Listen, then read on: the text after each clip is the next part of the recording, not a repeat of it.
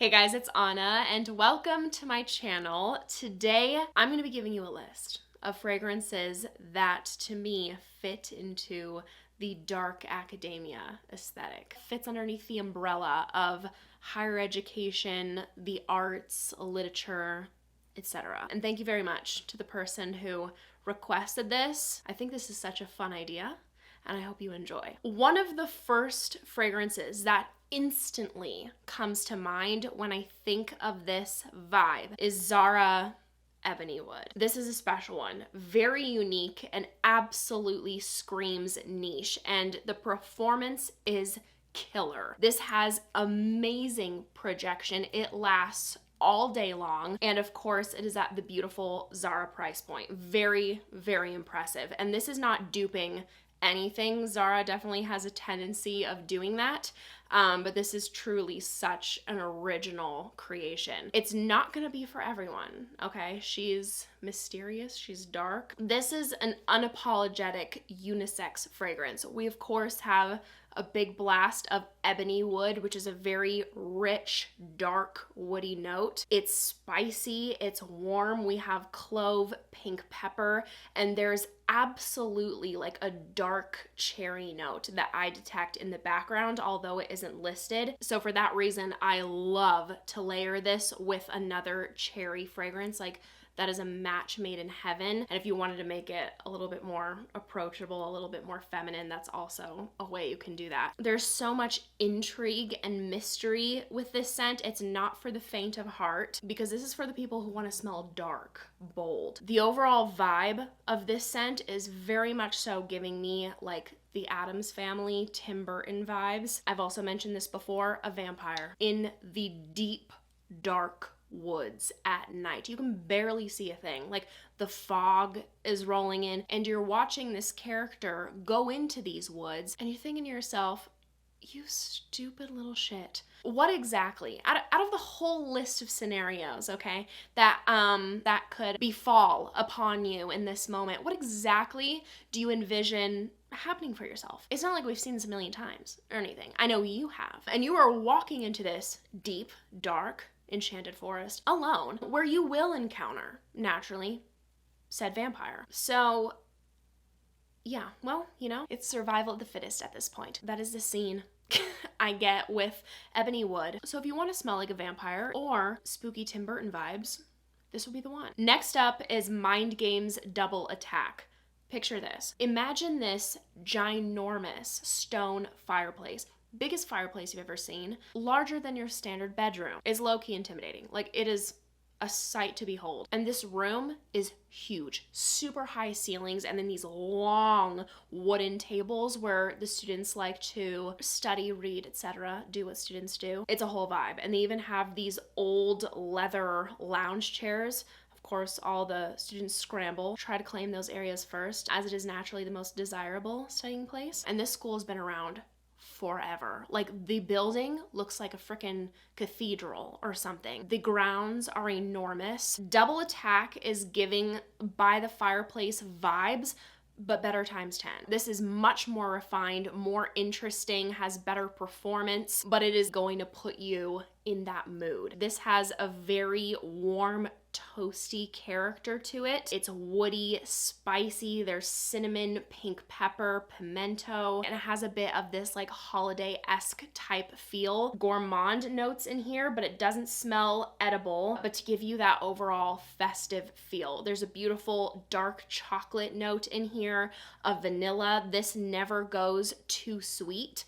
Also, in the opening, I do experience like a bit of a dark, dried orange. That only lasts for a couple of minutes, as well as a saffron note, and then it dies down into that spicy, woody, warm fragrance with gourmand elements. What I like about this is that this overall has like a dark quality to it, but it doesn't feel too heavy in regards to that dark chocolate note. It's not thick, fudgy, too sweet, anything like that. It just complements the wood and the spices really nicely. Beautiful unisex fragrance. In fact, every single one of these that I'm talking about today are unisex. And this also has great performance. I get all day wear with a moderate projection. This next one being Born to Stand Out Drunk Saffron. Does this ever stand out? Holy cow. This smells so unique. This smells incredibly bold, sexy, and this is not a linear fragrance whatsoever. Like, this is definitely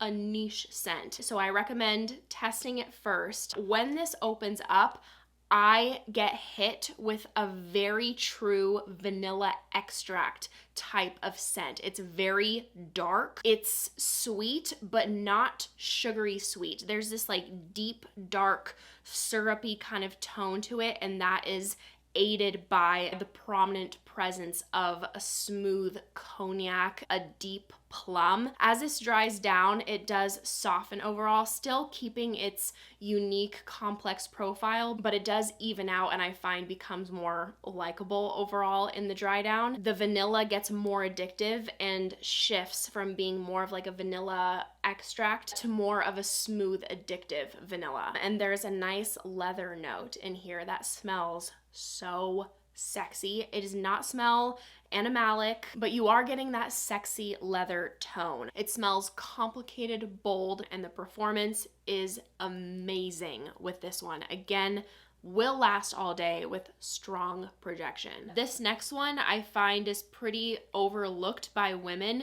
It is marketed towards men, but I find it unisex, leaning masculine. So for any women out there who can appreciate the kind of scent profile, and then of course for all the guys, I am obsessed with Valentino Uomo Intense. I know it's nothing new, but this is one of my favorite iris fragrances, like such a standout in the designer market. Absolutely gorgeous. And if you did want to make it more feminine, like layer of vanilla with this. The iris in here is such a beautiful, rich, deep, dark iris, and that overall dark tone is added, you know, by the leather note. Such a beautiful smooth leather. Like, it's so sexy. Like, anytime a guy asks me like, what do you have for like a designer fragrance recommendation, like, this is up there, baby. But what still makes it wearable for me, the addition of the tonka bean and the vanilla in here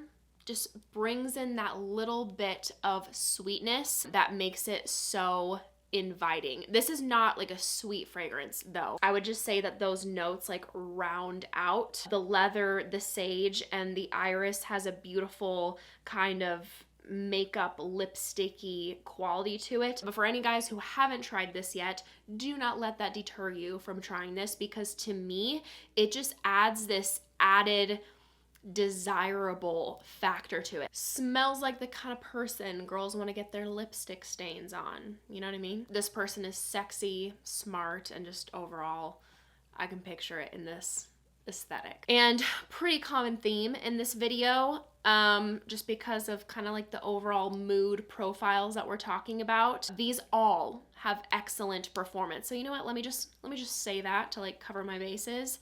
To not be repetitive, except for one I would describe as more like moderately performing. But yes, across the board, these profiles, they perform. Next up is BDK Gris Charnel Extrait. This is such a nice aromatic, dry, woody, spicy tea fragrance. This has notes of the dry sandalwood, cedar. There is a very prominent black tea note in here. Like, I get the dried leaf experience, not like the ready to drink tea or a tea latte. If you love cardamom in your fragrances, you have to try out this DNA if you haven't already. And that adds a really nice, fresh, spicy, a little bit of like a citrus undertone. And I actually appreciate the fig note in here because it isn't taking over the scent, but it brings in this unique tone. And my favorite part of this fragrance has to be the dry down, because that's where it gets more inviting. The vanilla and tonka bean amp up, but never gets too sweet. And I get so many compliments on the Gris Charnel DNA. So if you are into your earthy, woody, fresh, spicy tea scents,